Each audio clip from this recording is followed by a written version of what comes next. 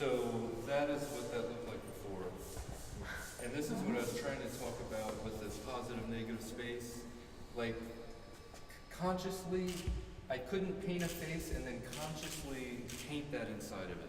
But subconsciously or intuitively, by painting on top of something, you get this underlayer popping through that I just couldn't do otherwise. So, I don't know. So this is what I'm going to do tonight. So you guys get it. So you have to act surprised, basically. Okay. Because I'm going to start with this, and I kind of thought it'd be more like a little magic trick or something, where rather than me just painting something that you kind of can see the progression of it. Here you can't see the progression of the painting so easily, so it'll involve viewer participation a little more. But that's just for the little performance tonight.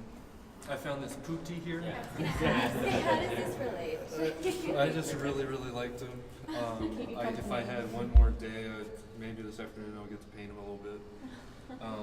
This is a very famous rock in Reggio Emilia. It's a little outside, but it was actually initially written about in Dante, some poem by Dante. I don't remember exactly which one. So they claim it has a very spiritual connection to the place. Have you seen the gas company at Gibby? I don't know if I'm pronouncing it. IG. So to me, when I first saw it, it looked like a Warhol and coffee thing, but it looked like Romulus and Remus on the she-wolf. It's a different mythological figure. You know, it has 6 legs. But that, I've been told, is I just painted it intuitively and I liked it, but then they claim it's more symbolic of like American involvement after World War II. Basically, we gave them money, or people gave them money to rebuild and to modernize, and they kind of branched off, tried to do it on their own, and this was a symbol of Italy's freedom and Italy's modernization. So, honestly, to me, they're both kind of quick painting sketches, studies, but I wanted to personalize it. This I just found at a hardware store that I think is hilarious, and bright and poppy and cornucopia. But I got everything you need. It's a horrible sound. But we got acrylic, we can hang paintings, I got a hammer and nails, we got staples, we can stretch paintings, it's a fully functional studio. One of my favorite brands is oil paint from Williamsburg, Brooklyn, so I thought that would kind of personalize it. And I did buy turpentine here and some oil de lino, linseed oil, and stuff, since you can't travel with that. One of the security guard gave me a grappa the other night, and I drank it all, and then I had my little paint medium mixture there. So, I'm gonna sketch that. So the house is kind of, even though I'm sad, it is kind of finished now. I think it'll probably stay more like this. This I do like. I'm a teacher. I just started, it's my second year being second semester being a community college professor of drawing. So here's my little art history lesson. But you have a diamond, it's an octahedron, it's got 8 sides. It's kind of got 4 on top, 4 on bottom. And then if we have something at the National Gallery in London, at the Met, whatever we like, whatever humanity decides is good, it has either affected us emotionally, conceptually, it's beautiful, or it's affected our subconscious. So it's like, I had a dream of that, but I've never actually visually seen it in front of me, and whoa. So all of those things affect us and touch us, but the substance of art is really just line, texture, shape, and color. So I make a painting just by using line, color, shapes, and that's it. And texture here would be just like the little, condensation. So that's all we use. That's what every artist is throughout humanity and history has used. But if you use it appropriately and you use it well, it'll affect us in a bigger way. And then I really like this little one. So she's part of it. And how many paintings that you painted here in Reggio are here? Just those 2? Or? These 3. I've done little bits. I don't know. I'm not even want to show that one. I gotta do some more to that. So I brought some abstractions to kind of doodle on. I wasn't 100% sure what I'd paint during the opening, and honestly, I figured this out yesterday. So I bought this tacky tablecloth cover just because I liked the oranges and I thought it was bright and it was fun. And then painting, I knew I could paint on it, but I didn't know if it would take oil paint. It doesn't. It kind of, but it takes acrylic paint fine. So I did that as a test yesterday, and I'm gonna reproduce that tonight in some form. This is another of the negative space ones. This one I did in New York though. But you basically just build up layers of color, and I could never consciously, intuitively decide to paint that around this. But I paint that, let it dry, and then put green on top, and then with turpentine, take away the paint so that it reveals the underlayer. And like, it surprises me. I take it away. I'm like, I could have never consciously chosen to do that. So that's where I think the energy comes from. And then it's just a question of balancing it and, composition and stuff. But that's kind of my new trick, painting trick. But here's the inside. A little cameo for my studio mate Rob, who makes these awesome tool bags. So, but I'll put the drawer back in, and then if you have any questions about the rest of the show or about paintings on the house, or. Do you consider the artist as an alchemist? Yeah. Or, yeah? And do you get into esoteric at all? Huh? Do you get into the esoteric at all? Esotericism?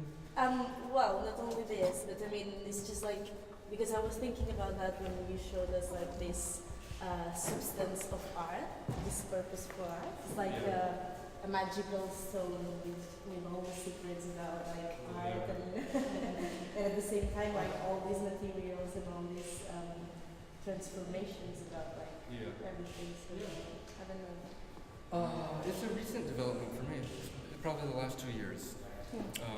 But things do take a change. As an artist, you always have an idea in your head, and then I used to get really frustrated when it didn't come out exactly like it was. I had a picture in my head.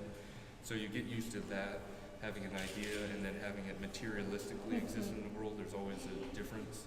But recently, the actual materiality, having something slowly develop without even me intending it to develop, but being part of its development, kind of helping. I mean, there's no like a final result, no? So there's no goal, like never.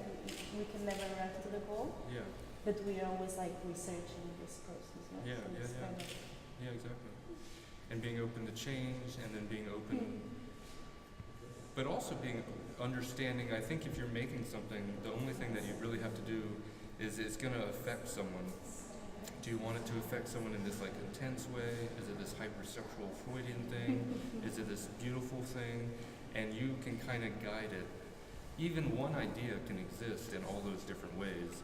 And as an artist, when you're making it, you can kind of guide it towards one. And that, being conscious of that, I think is the most important thing when you're making something.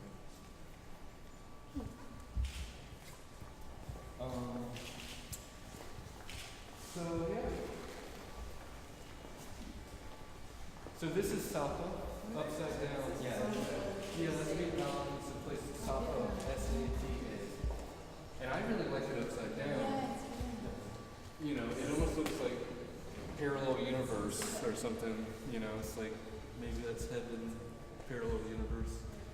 And the Jewish have a tradition. You have to cut this one? Yeah.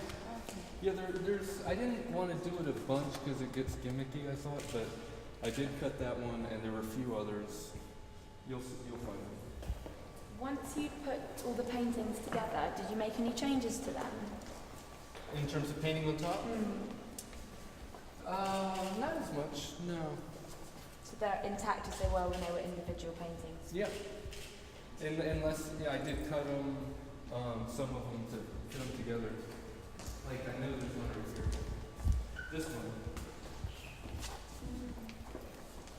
I really like this porch, the summer porch. But they're from all over. Like, here's one. I don't think this is honestly, it's a little too bombastic, but I cut out out the painting, and you know, it looked like Saint Jerome or something. And then it says tax cuts. So it becomes like, you know, he's like, oh my God, there's too many tax cuts, or he's praying to that.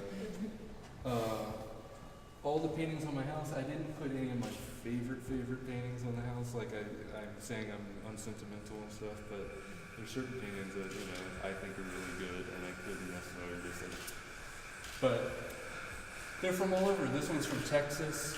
My sister went to school in Texas for a little while, and so I was down there, and I just thought it was so ridiculous to have a bowl advertised. So you're going to go to a hamburger joint, and they're showing you the animal you're eating, like right in front, like you should be proud of it.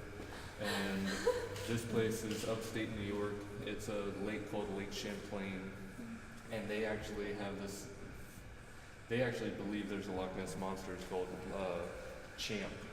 Because Lake Champlain, but they really think there's this Loch Ness monster named Champ living in there. And these two women were really, you know, cute. I would go to this coffee shop in Vietnam, and they always wanted to shine shoes, and my shoes don't really need shining, or they're not the type to shine. So, yeah, $5, and they hung out with me for an hour and let me paint their portrait. You know, if you start breaking down words, I'm not the best linguist or with grammar, but history is almost his story, or his is definitely prominent in it. And then looking back on history and who writes history, it's definitely more of a masculine conquer, victor wins all type of history, so broke that down. But there is more of a, as a journal, all of these paintings, I like all of these paintings, but they're, you know, they're paintings that led me, I guess, to this idea. I have one on the other side too. I started doing a few where I wrote out all the world's ticker symbols, like, you know, currency symbols.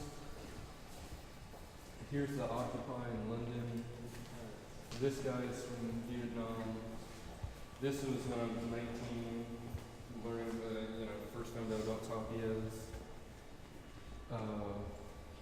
This one, a friend of a friend was doing a movie and asked me to do 16 paintings in 2 days and wanted a jester, and I would never really choose to paint a jester, honestly, but then he did his movie and he gave me the paintings back, so it's not something that I like cherish, so I was able to like collage and feel free to kind of experiment.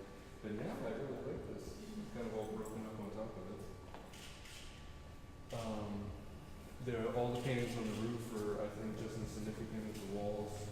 And this space is nice.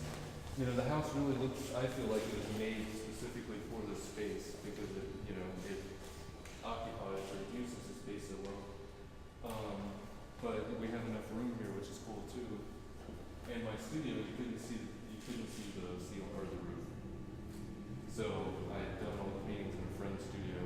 You carry it in, it takes about 3 people. It's not very heavy. But one person's here, one person's there, one person on the inside, and you just, the whole thing's attached and it just goes up. But the house is fun too, it moves really easy. Basically at any scene, you can take it apart, so it's just in chunks, and it kind of moves in chunks, and then you put it back together like a puzzle.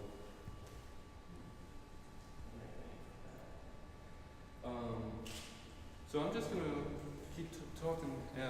This is my favorite. My grandfather made this frame, and I reframed it, and I just think it's a great little object. So he was Roger Cross, and I put the new paper on it, but it's like a nice little surprise if you get to see it. And this I actually did when I think I was 20, maybe 21. I'm 33 now, so it seems like a while ago. I definitely had a little more hair and was a little thinner. But this to me is just absolutely symbolic of how I feel about painting. It's like the Yves Klein jumping out of the window thing, so that definitely was an influence. But then, you know, what is painting? Can you fly with painting? Where is it going to take you? It's this kind of romantic gesture of trusting it. I honestly am falling. There's a bench right there, so I ran and jumped, and I had about 4 feet, and the photographer from his angle can't see the bench, but there's no flying happening. I'm falling, but it has that upward motion. It looks like I'm taking off. So that to me is like, what is painting? Where can it take you? What can it do for you? How are you a part of it? You have to trust it a little bit. It's a leap of faith. And that's definitely, even though this is visually different, I think conceptually it's very similar. Has everyone read or, I don't know if you can, honestly the quote is something called the Immoral Tablet of Hermes that I've retranslated and changed. But I think it's kind of like a nice way to look at life or yeah, I've never done a text piece on a wall like this. And in terms of curating, we had a small painting that I hung right here. But the spatial nature of it, it's like you had the painting related to this. The painting was good, and the painting related to the house, but it kind of divided the space, and that photo's kind of small, so it looked like basically you look at the house and your eye would pick up a little small thing here, and it broke up the space in more of a divisionistic, dividing way. So I decided that it didn't necessarily work, and then I feel like this ties your eye and kind of leaves behind the house, and it conceptually maybe is an underpinning, kind of like the photo. It doesn't necessarily relate to the house exactly, but it's something that I kind of carry around with me or think about a lot. So if I am painting, this is there all the time, even if it's not necessarily visually in pure relationship. And then these are all new. I've done 24 of them since New Year's. So I've worked, I do work pretty fast when I get an idea or when something presents itself as new. So what this is recycling too. So they're basically, let's see which one's easy. Just like the house is me recycling.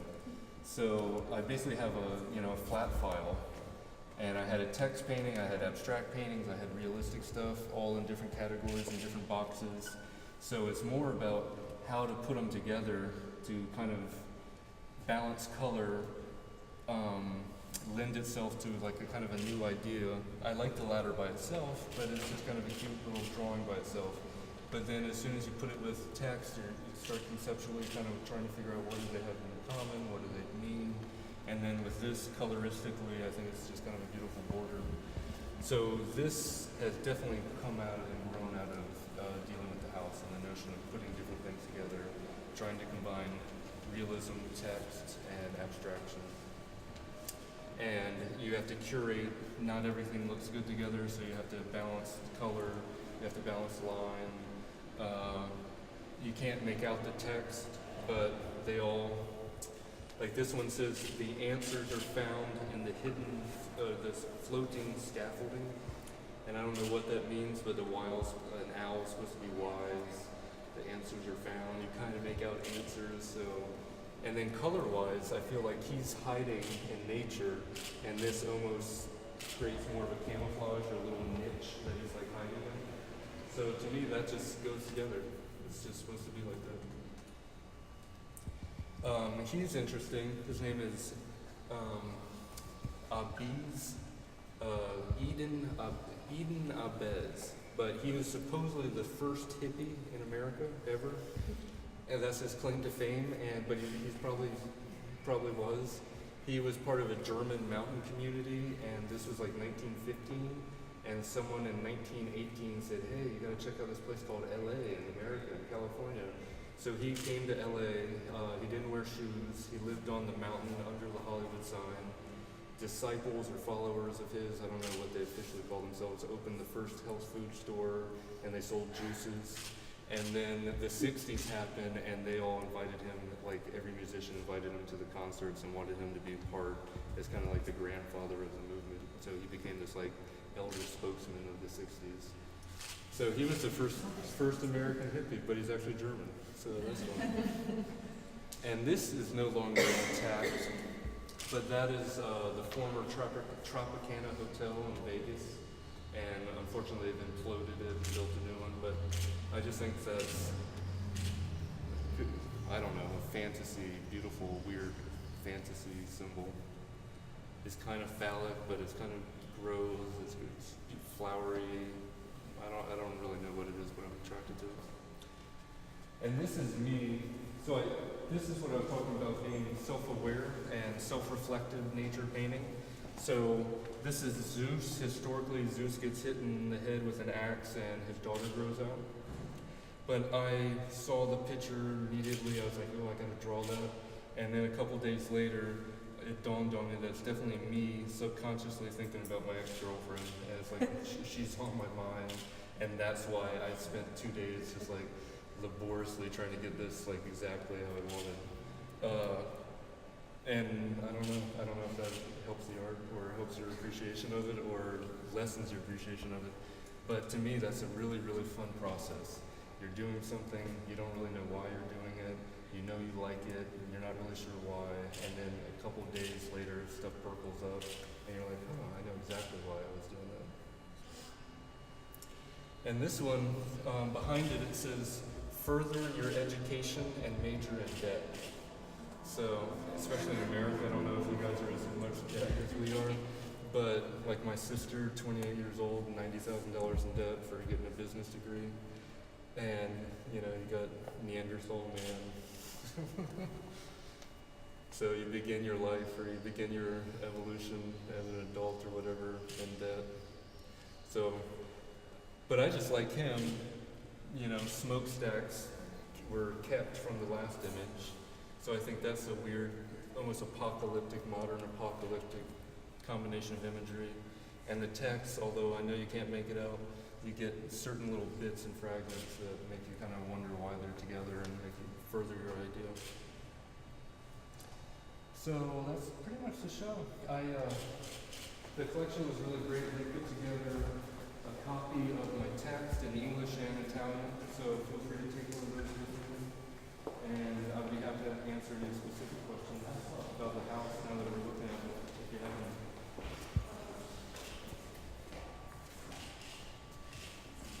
Are you only paintings and you have, what are you going to do with the paintings that you're going to paint? You're going to put them on the side?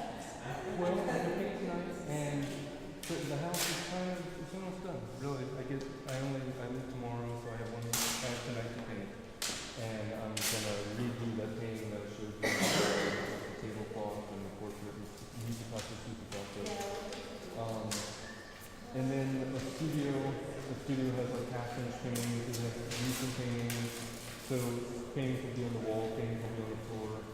Basically, it's gonna be left like this.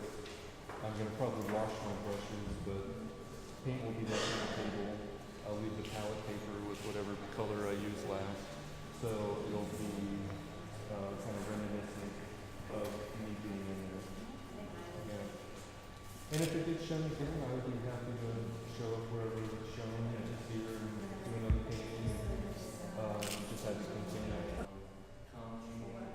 And being back in New York, New York doesn't feel like that. So I think the painting that I couldn't necessarily show you New York teaches me to take that there. Basically, Puma, 3 hours from Mumbai, but then my favorite places I got to go with the tours was Jupiter and Lower Caves, and they're 2,000-year-old Buddhists